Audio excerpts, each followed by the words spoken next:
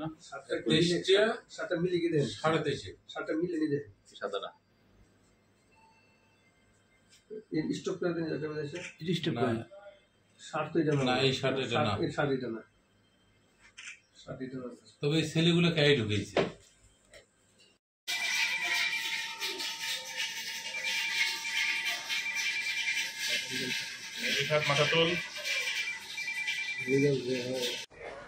বিসমিল্লাহির রহমানির রহিম। বিভিন্ন প্রিন্ট ও ইলেকট্রনিক মিডিয়ার প্রিয় সংবাদকর্মী ভাই বোনেরা, আজকে আপনাদেরকে আমি কামরাঙ্গীরচরে ঘটে যাওয়া ব্যবসায়ী নূর আলম হত্যা মামলার রহস্য উদ্ঘাটন সংক্রান্তে আপনাদের সম্মুখে উপস্থাপন করব।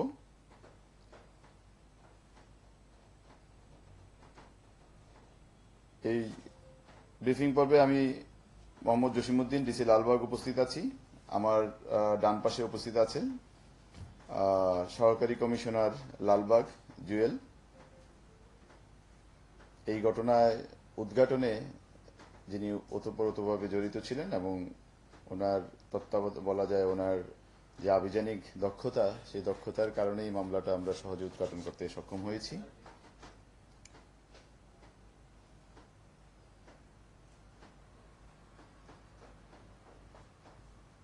নূরে আলম কামরাঙ্গীরচর এলাকার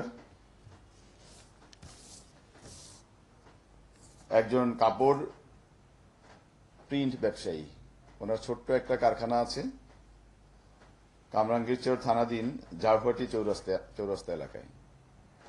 গত এখন থেকে অনুমান মাসখানেক আগে উনি এই কারখানাটি চালু করেন। একটা ছোট্ট কারখানা, উনি নিজে এখানে কাজ করতেন এবং ওনার একজন কর্মচারী ছিল যার নাম মিরাজ, বাড়ি পটুয়াখালী। এবং কারখানাটি উনি যখন চালু করা শুরু করেন তখন তার অন্তত 5-7 দিন পরে, অর্থাৎ এখন থেকে 20-25 দিন আগে উনি এই মিরাজকে ওনার কর্মচারী হিসেবে নিয়োগ দান করেন এবং কারখানাটি যে ছাপা কাজ, কাপড় ছাপা কাজ, এই কাজগুলো চলছিল এর মধ্যে। গত বৃহস্পতিবার দিবাগত রাতে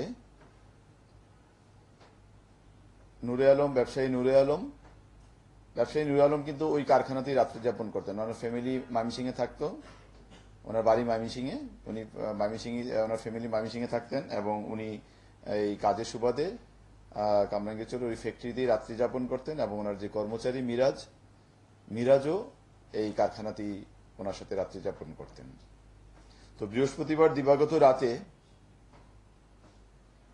মিরাজ তার কিছু পরিচিত বন্ধুকে আমন্ত্রণ জানায় এই কারখানায় তার সাথে রাত্রি যাপন এবং আড্ডা দেওয়ার জন্য।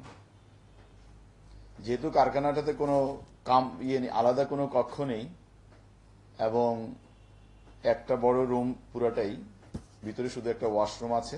তো ওয়াশরুমের দুই পাশে 2টা বেড, একদিকে মালিক নূরে আলম ঘুমাতেন আর অন্যদিকে মিরাজ ঘুমাতেন।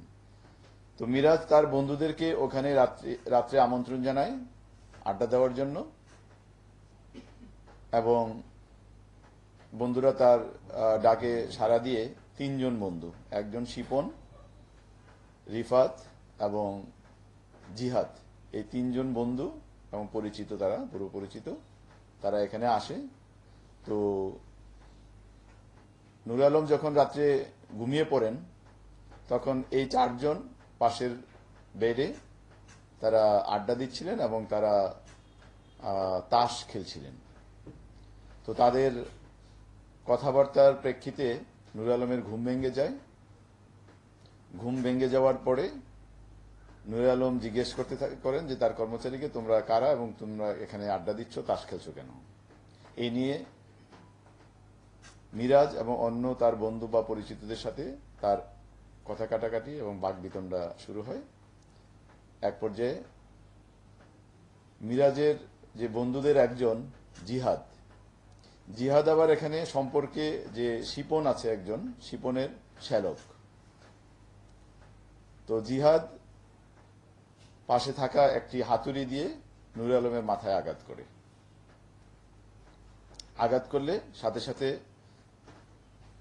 নূরে আলম ওখানে লুটিয়ে পড়েন এবং উনি অজ্ঞান হয়ে যান। ঘটনার সাথে সাথে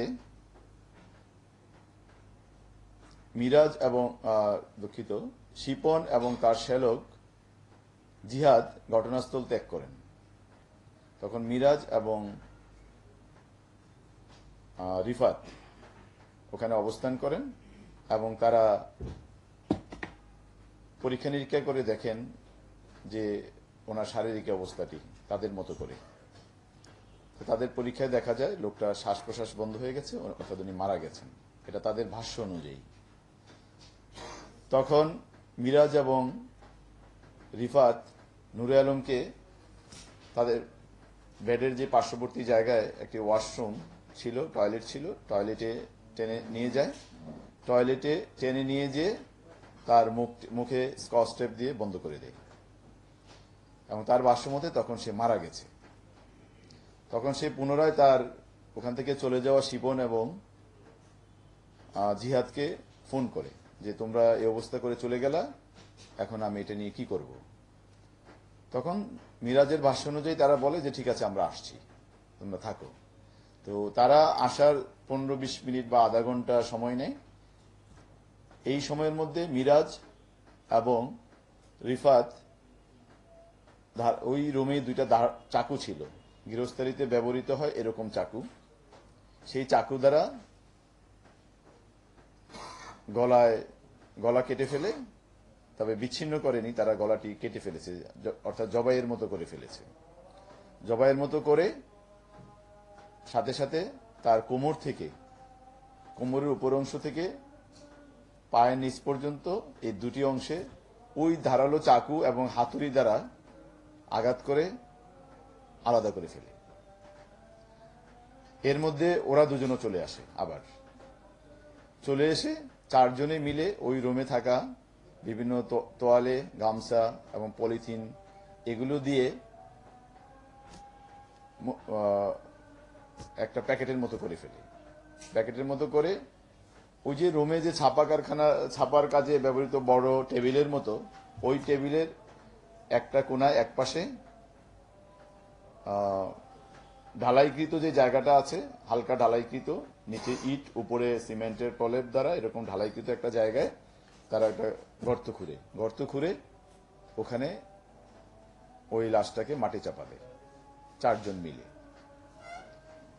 এবং পরবর্তীতে তারা তিনজন ওই রাতেই ওই রুমটি ত্যাগ করে।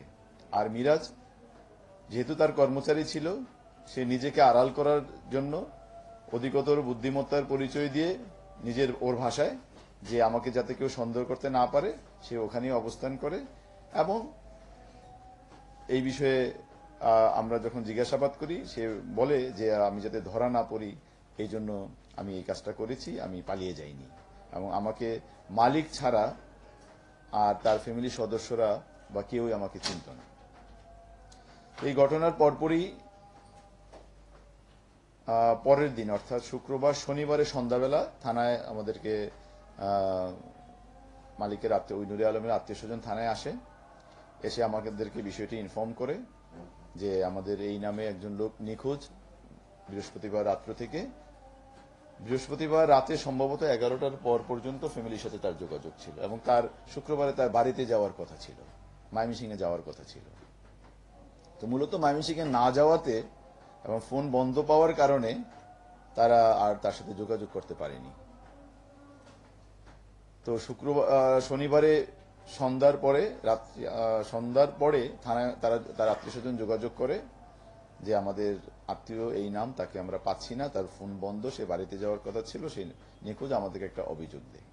তো অভিযোগের প্রেক্ষিতে আমরা বিষয়টি অনুসন্ধান শুরু করি এবং অনুসন্ধানে আমরা আসলে শুধু রিফাতের সাথে তার ফ্যামিলির বাহিরে অন্য যাদের সাথে যোগাযোগ করেছে এরকম একজন শুধু মিরাজে, অর্থাৎ যে তার যে কর্মচারী ছিল এই কর্মচারী কি পাই, আর কারোর সাথে তার যোগাযোগ হয়েছে এরকম আমরা আর পাচ্ছিলাম না। পরবর্তীতে আমরা আশেপাশের সিসি ক্যামেরা এবং স্থানীয় লোকজনের জিজ্ঞাসাবাদ এবং মিরাজের মোবাইল, এই বিষয়গুলো যাচাই বাছাই করে আমরা ওই তিনজনের ওই রাতে ওখানে, অর্থাৎ বৃহস্পতিবার রাতে ওই ফ্যাক্টরির আশেপাশে আনাগোনা করা, আসা যাওয়া করা, এই বিষয়গুলো সন্ধান পেয়ে মিরাজকে আমরা বিষয়ে অধিকতর জিজ্ঞাসাবাদ করি। তো জিজ্ঞাসাবাদে মিরাজ ঘটনাটি এক পর্যায়ে আমাদের কাছে স্বীকার করে এবং সে বলে যে 4 জন মিলে তারা এই কাজটি করেছে এবং ঘরের যে ছাপা কারখানার যে জায়গাটিতে তারা পুঁতে রেখেছিল সেই জায়গাটি আমাদেরকে দেখায় এবং তার শনাক্ত মতে, ওই জায়গাটি শনাক্ত মতে গতকালকে বিকালের দিকে আমরা ওখানে তার লাশ উত্তোলন করি এবং আত্মীয় স্বজন, অর্থাৎ নূরে আলম যে ভিকটিম, তার আত্মীয় স্বজন এই লাশটিকে তাদের আত্মীয় লাশ অর্থাৎ নূরে আলমের লাশ বলে শনাক্ত করে।